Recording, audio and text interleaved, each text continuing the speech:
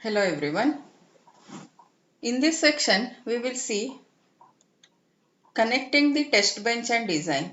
What are the various constructs to connect the test bench and the design? This test bench and the design are the two modules and they are to be connected with each other. So how to connect it? Which are the different constructs? Which are the different signals used? So that we are studying under this part.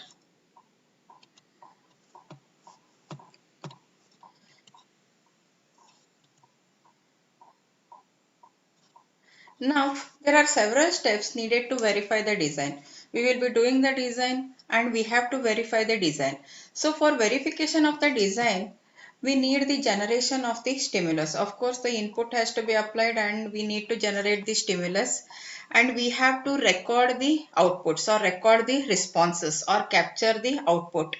And then we need to determine the correctness of the output. Of course, if it is correct, then only our design will be in good condition or the next part of the design can be verified. Then we need to measure the progress. There is always the progress in the verification. So how much verification has been done, how much functional verification has been done, that is given by the tool itself. So if it whether it is 10% or 20% is verified or 30% is verified, so that progress has to be measured. That is known as the measure progress. Generate stimulus, we need to apply the input, capture the responses. We need to capture the responses, determine the correctness, and how much we have verified, we need to measure that as the progress. But first, we need the proper test bench connected to the design.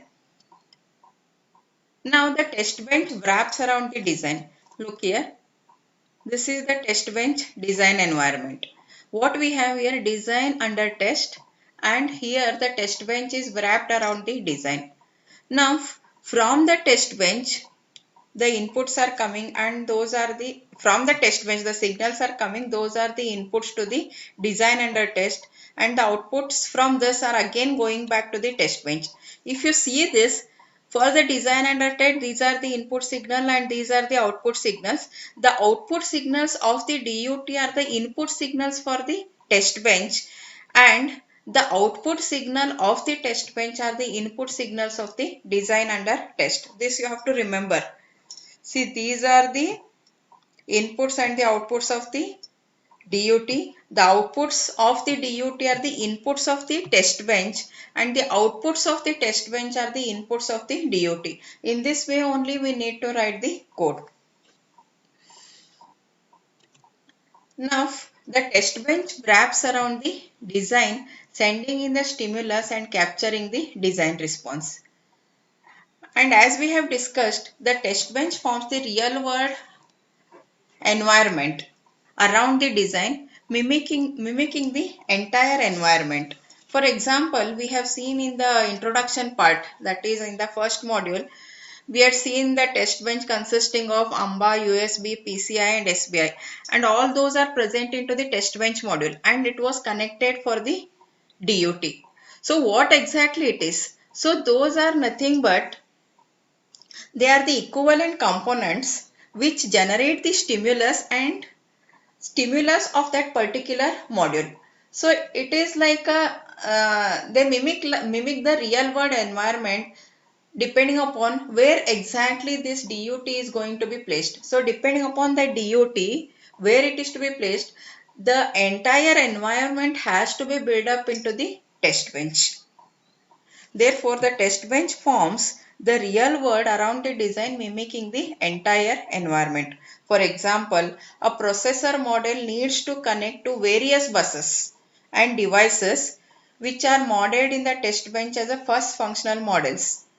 See, all these models, the various buses as well as the devices are to be modeled in the test bench as a bus functional models. The role of the test bench is very important in the verification.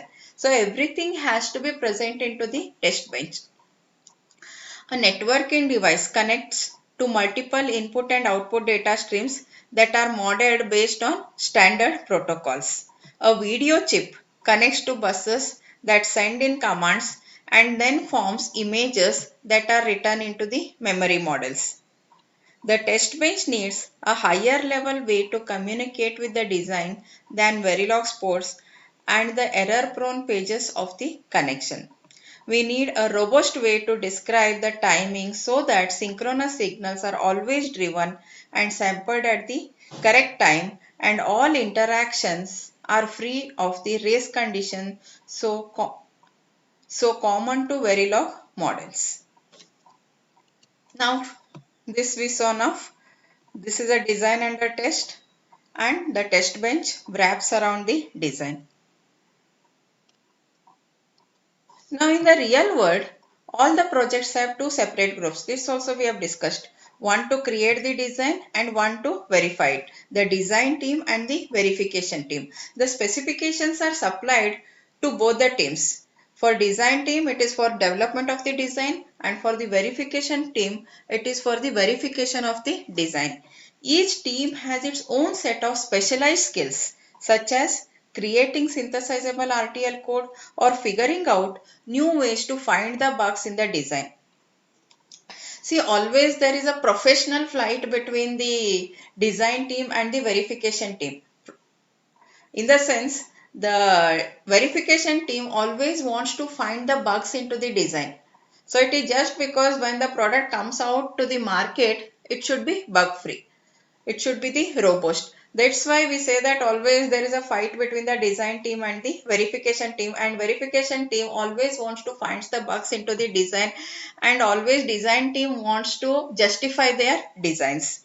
These two groups each read the original design specifications and make their own interpretations. The designer has to create code that meets that specifications, while the verification engineer have to find ways to prove the design does not match the specifications. Likewise, the test bench code is in a separate block from the design code.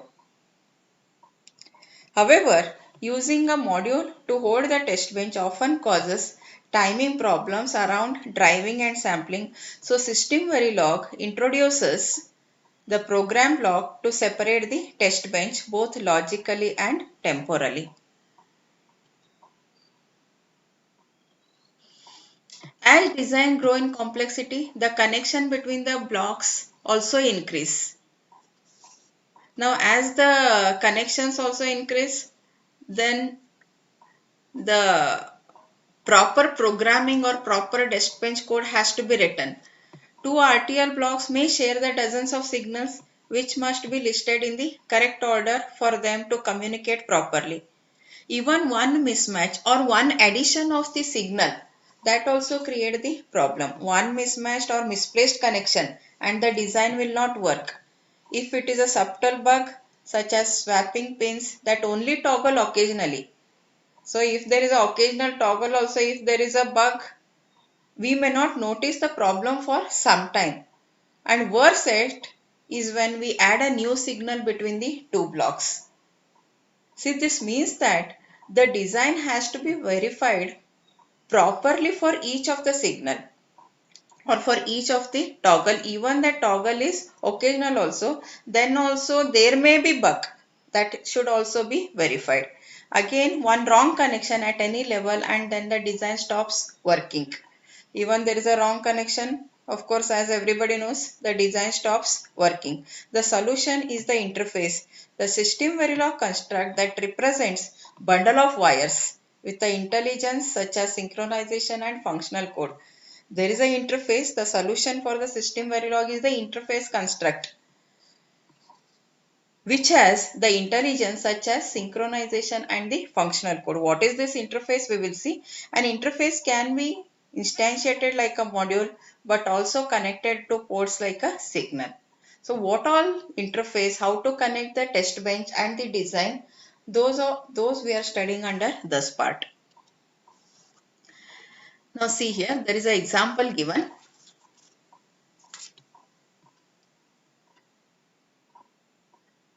See in this section, the arbiter is a device under test, that is DUT, and it has two input signals. One is the request signal and another is the reset signal, and single output signal grant, and clock is a input to arbiter also and it is input to the test bench also. And this is the diagram, top level design including the test bench, arbiter, clock generator and the signals that connect them. Now how to write the test bench module for this particular block and the arbiter module for this particular block we will study. We will see now. See, you remember request and reset are the inputs to the arbiter. Grant is the output and clock generator is input to this also as well as input to the test bench also. Look here. This is arbiter model using ports. Module R port. Now what we are doing? We are writing the demonstration code for the arbiter. We are looking into the arbiter code. For arbiter code, how to write the input and the output signals. That's why the module, the name of the module is arb port. Output logic 1:0. Grant is also of 2 bits. Request is 2 bits. Grant is the output signal and these two are the input signals, and of course clock is also the input signals.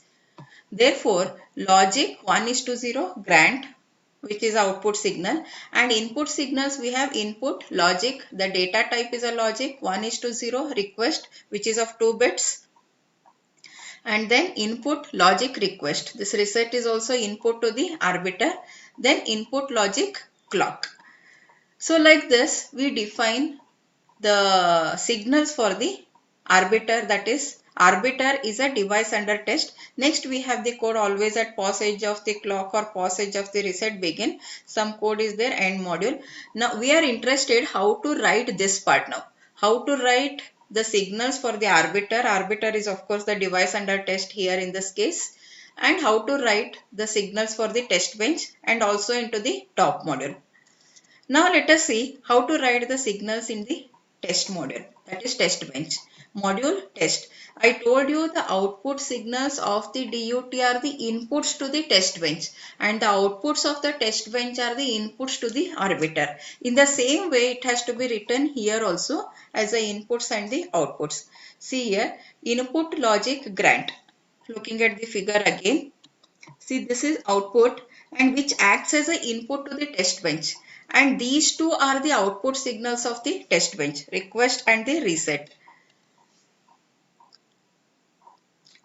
See, output logic, request, it is the output of the test bench, and output logic reset. These two, request and reset, are the output signals of the test bench. Now we are looking from the point of view of the test bench. Here in the previous section we were looking from the point of view of the arbiter, which is the device under test. Accordingly, depending upon which module you are looking into, accordingly you have to write the inputs and the outputs. For the test bench, input is the grant and request and the reset are the output signals, and of course the clock is also the input signal. Clock is input signal too for both arbiter as well as the test bench. So this is how we write the signals for the test bench. Now initial begin. There are some statements like pause edge request is assigned with 2-B01, then display, and we have some statements finish and end module. We have to understand what is this part and how these two are instantiated into the top module. What we have written now, this is a basic structure where we have the arbiter and the test bench. In this part we have written how the signals are declared into the arbiter. In the next part we have written how the signals are declared into the test bench, and these two, test bench and the arbiter, are to be instantiated at the top level.